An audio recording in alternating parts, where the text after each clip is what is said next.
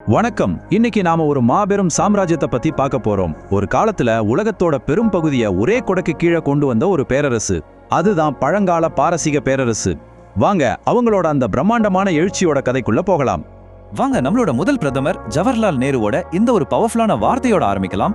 ஈரானிய பேரரசரோட பேரு கேட்டாலே ஐரோப்பா, ஆப்பிரிக்கா, ஏசியா நாடுகள் நடுங்குச்சாம். சும்மா யோசிச்சு பாருங்க, ஒரு பேரரசரோட பேருக்கே 3 கண்டங்களும் நடுங்குதுன்னா அந்த பேரரசோட சக்தி எந்த அளவுக்கு இருந்திருக்கும்? அப்போ நம்ம மனசுல எழுற முக்கியமான கேள்வி இதுதான்: எப்படி ஒரே ஒரு ராஜ்யம் அந்த காலத்துல தெரிஞ்ச மொத்த உலகத்தையும் ஆட்சி செய்யற அளவுக்கு பிரம்மாண்டமா வளர்ந்துச்சு? ஒரு சின்ன கூட்டத்துல இருந்து உலகத்தோட முதல் சூப்பர் பவரா பாரசீகம் மாறினது எப்படின்னு தான் நாம இப்ப ஆழமா பார்க்க போறோம். முதல்ல இந்த பாரசீக பேரரசு எவ்வளவு பெரியது, எவ்வளவு பவர்ஃபுல்னு புரிஞ்சுக்கலாம். அதோட எல்லைகள் எங்கெல்லாம் இருந்துச்சுன்னு கேட்டா நீங்க உண்மையிலேயே ஆச்சரியப்பட்டு போவீங்க. ஆமா, நம்ம பேசிட்டு இருக்கிற இந்த மாபெரும் பேரரசு வேற எங்கேயும் இல்ல, இன்னைக்கு இருக்கிற ஈரான் இருக்கு இல்லையா, அந்த பகுதியிலிருந்து தான் உருவாச்சு. அதோட கலாச்சாரமும் சரி, வரலாற்று தொடர்ச்சியும் சரி, இன்னைக்கும் நீடிச்சிட்டு இருக்கு. இப்ப இந்த லிஸ்ட பாருங்க: ஈரான், ஈராக், துருக்கி, எகிப்து, ஏன் கிரீஸ்ல இருந்து நம்ம பக்கத்துல இருக்கிற பாகிஸ்தான் வரைக்கும் இந்த எல்லா நாடுகளும் ஒரு காலத்துல ஒரே ஒரு சாம்ராஜ்யத்துக்கு கீழே இருந்திருக்கு. அடேங்கப்பா, நினைச்சே பார்க்கவே முடியல இல்லையா? 3 கண்டங்கள்ல பரவி இருந்த ஒரு மெகா பவர் அது. சரி, இவ்வளோ பெரிய பேரரசு திடீர்னு ஒரு நாள்ல உருவாகிடுச்சா என்ன? கண்டிப்பா இல்ல. பாரசீகர்கள் ஆட்சிக்கு வர்றதுக்கு முன்னாடி அந்த பகுதியோட அரசியல் சூழல் எப்படி இருந்துச்சுன்னு நாம முதல்ல தெரிஞ்சுக்கணும். இந்த டைம் லைன் ஒரு இன்ட்ரெஸ்டிங்கான கதையை சொல்லுது பாருங்க. முதல்ல ஆரிய குழுக்கள் வராங்க, அப்புறம் அசிரியர்கள் அந்த பகுதியை ஆள்றாங்க. அவங்க கிட்ட இருந்து மீடியர்கள் அதிகாரத்தை பிடிக்கிறாங்க. இப்படியே பவர் ஒருத்தர்கிட்ட இருந்து இன்னொருத்தர்கிட்ட மாறிட்டு இருக்கும்போது தான் வரலாற்றோட போக்கியே மாத்த போற ஒரு தலைவர் என்ட்ரி கொடுக்கறாரு. இப்போ நம்ம கதையோட ஹீரோ என்ட்ரி ஆகுறாரு. அவர்தான் மகா சைரஸ். அவரோட வழிமுறைகள் அது வரைக்கும் யாரும் பார்த்திராத ஒரு புரட்சிகரமான அணுகுமுறை. அதுதான் உலக வரலாற்றையே திருப்பி போட்டுச்சு.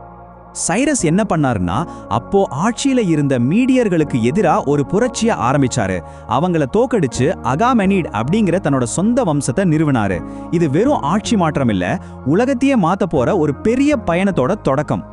இங்கதான் சைரஸோட புத்திசாலித்தனம் வெளிப்படுது. பாருங்க, ஒரு பக்கம் அந்த காலத்துல வழக்கமா செய்யற மாதிரி ஜெயிக்கிற இடங்களை அழிச்சு மக்களை அடிமையாக்குறது. ஆனா இன்னொரு பக்கம் சைரஸோட புது ரூட், அங்க இருக்கிற கலாச்சாரங்களை மதிக்கிறது, அடிமைகளை விடுதலை செய்யறது, அவங்கவுங்க மதத்தை அவங்கவுங்க பின்பற்றலான்னு சுதந்திரம் கொடுக்கறது. இது சும்மா ஒரு பாலிசி சேஞ்ச் இல்ல, இது ஒரு மைண்ட் செட் சேஞ்ச். அந்த காலத்து உலகத்துக்கு இது ஒரு பயங்கரமான புரட்சி. வரலாற்றாசிரியர் ஆண்ட்ரூ மார் சொல்ற மாதிரி இது வெறும் ஒரு பேரரசு இல்ல, உலகத்தோட முதல் மல்டி கல்ச்சுரல் ஸ்டேட். அதாவது பலவிதமான கலாச்சாரங்கள் ஒன்னா செழிப்பா வளர்ந்த முதலிடம். சைரஸோட விஷனை இதை விட அழகா சொல்ல முடியாது. அவரோட இந்த சகிப்புத்தன்மைக்கு ஒரு சூப்பரான உதாரணம் இருக்கு. பாபிலோனை ஜெயிச்சப்போ அங்க பல வருஷமா அடிமைகளா இருந்த யூத மக்களை விடுதலை செஞ்சாரு. அது மட்டும் இல்ல, அவங்களோட சொந்த ஊரான ஜெருசலேமுக்கு திரும்பி போகவும் அனுமதிச்சாரு. இந்த ஒரு செயலால யூதர்களோட புனித நூல்கள்ல கூட சைரஸ் ஒரு மீட்பர் அப்படின்னு புகழப்படுறாரு.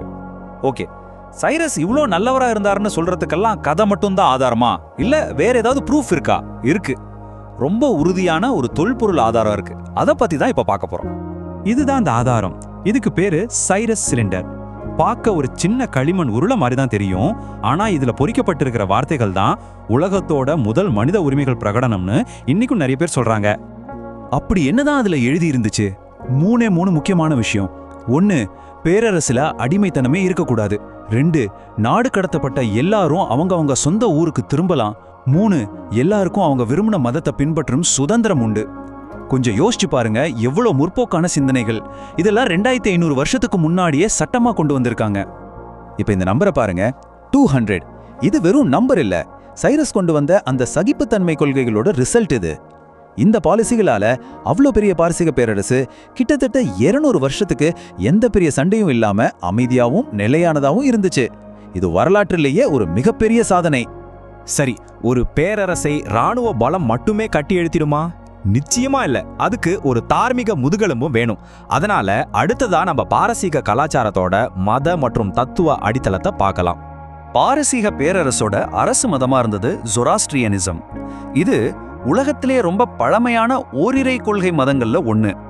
ஜொராஸ்டர் அல்லது ஜரதுஸ்திரான் சொல்ற தீர்க்கதரிசியால உருவாக்கப்பட்ட இந்த மதம் வெறும் ஒரு வழிபாட்டு முறையா மட்டும் இல்ல, அது பாரசீகத்தோட அறிவியல், கலை, தத்துவம் எல்லா துறைகளோட வளர்ச்சிக்கும் ஒரு பெரிய உந்து சக்தியா இருந்துச்சு. சொல்லப்போனா அந்த பேரரசுக்கே ஒரு மாரல் காம்பஸ் மாதிரி செயல்பட்டுச்சு. இறுதியா நான் உங்ககிட்ட ஒரு கேள்வியை விட்டுட்டு போறேன். 2500 வருஷங்களுக்கு முன்னாடி சகிப்புத்தன்மையும் பன்முகத்தன்மையும் அடிப்படையா வச்சு ஒரு பேரரசை கட்டி எழுப்பியிருக்காங்க. அவங்களோட அந்த பாரம்பரியத்துல இருந்து இன்னைக்கு பலவிதமா பிரிஞ்சு கிடக்கிற நம்ம உலகத்துக்கு என்ன பாடம் கத்துக்க முடியும்? இத பத்தி கொஞ்சம் யோசிச்சு பாருங்க.